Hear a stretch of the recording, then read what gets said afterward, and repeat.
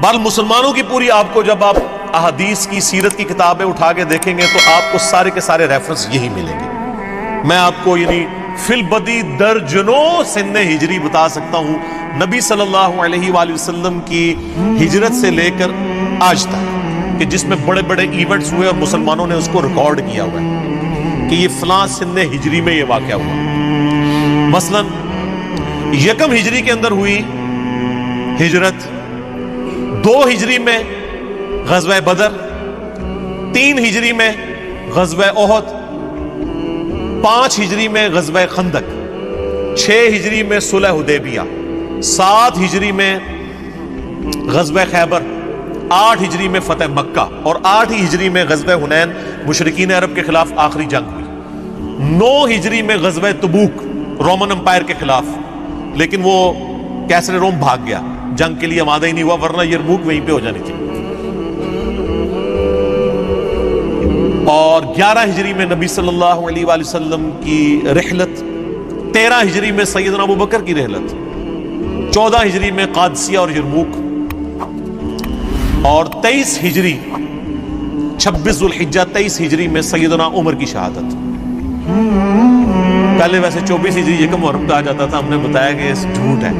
Google میں جا کے سرچ کر لیں، اہل سنت کی ساری سیرت کی کتابیں صحابہ پہ جو الاستیاب لکھی گئی ہے ابن عبد البر کی، وہ کھول کے دیکھ لیں.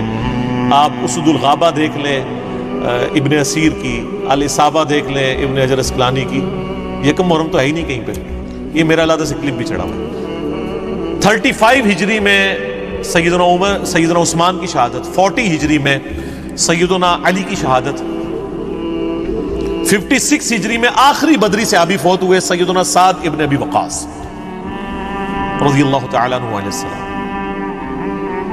اس کے بعد عبداللہ بن عمر 74 ہجری میں فوت ہوئے، اما عائشہ 57 ہجری میں، سیدنا ابو ہریرہ 59 ہجری کے اندر.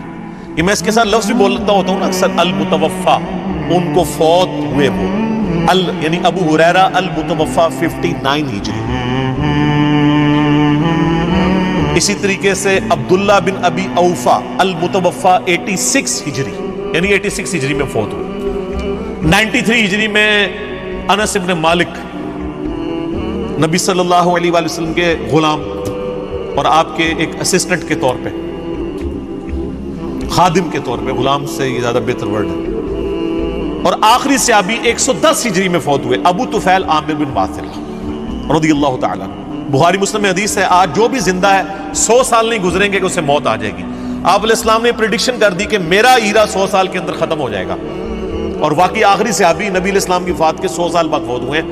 آپ کی وفات ہوئی ہے 11 ہجری کی ابتدا میں، اور آخری صحابی 110 ہجری کے اینڈ پہ ابو طفیل عامر بن واثلہ رضی اللہ تعالیٰ عنہ علیہ السلام فوت ہوئے. شیعان علی میں سے تھے، سیدنا علی کے قریبی ساتھیوں میں سے تھے، جنگ جمل صفین نہروان میں ان کے ساتھ رہے ہیں، ان کے بعد بھی اتنا عرصہ زندہ رہے. ابو طفیل عامر بن واثلہ. اس کے بعد آپ تابعین کو دیکھ لیں، حسن بصری، ابن سیرین، دونوں 110 ہجری میں فوت ہوئے. اور امام زید 124 ہجری میں، جو امام حنیفہ کے استاد ہیں.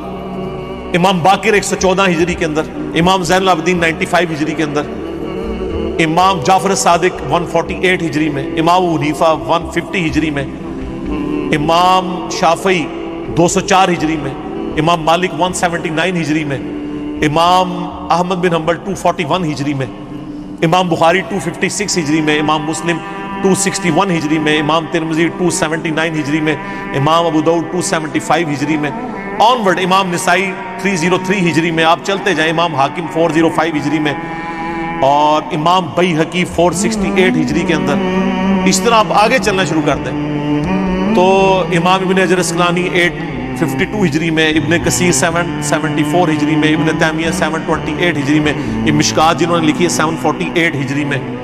تو ہم یہ ساروں کے سن ساتھ ساتھ بولتے رہتے ہیں، حتیٰ کہ ہمارے شیخ زبیر زئی رحمہ اللہ تعالی، اللہ تعالیٰ ان کی غلطیوں سے درگزر فرمائے، ان کو نیک کاموں کا اجر دے، 1435 ہجری 5 محرم 1435 ہجری بمطابق 10 نومبر 2013.